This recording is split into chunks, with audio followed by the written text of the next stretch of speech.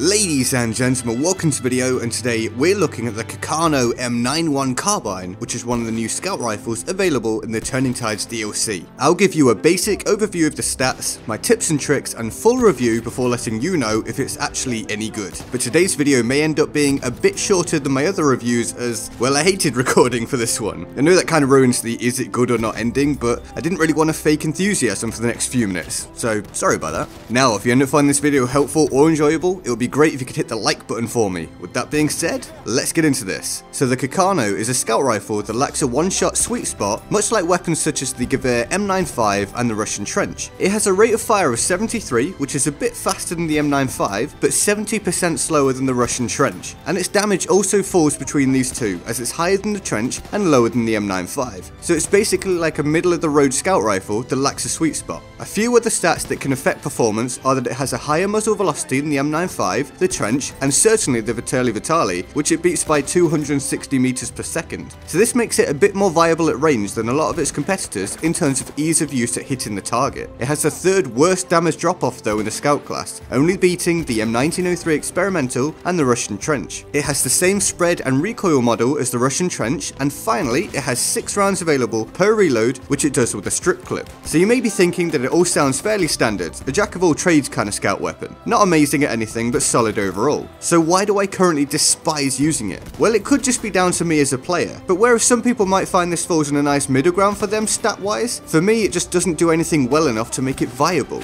I should add here that this is on console. On PC it may be a completely different story due to the ease and speed at which you can acquire and hit the target with a mouse. But my experience on console went something like, okay, I need to get up close to really take advantage of this thing's model, but I'm at a significant disadvantage here against almost anyone I come up against because they'll be using a better weapon for this range. Okay, so let's try with a bit more range then. Oh, but as soon as I hit anyone, they move and I can't finish the kill most of the time. And this is why so many of the clips in this video are one-shot kills. It's not because the weapon is powerful, people.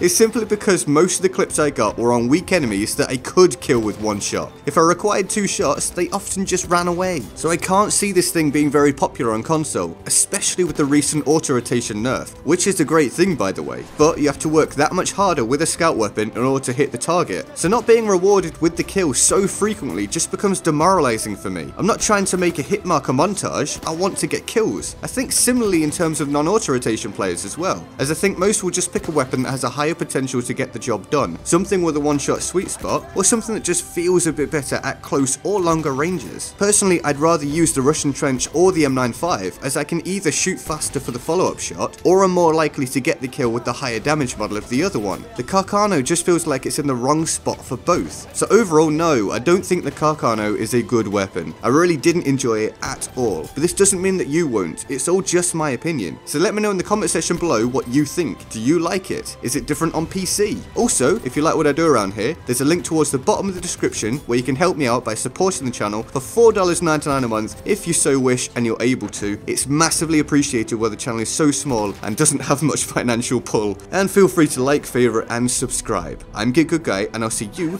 next time. Laters.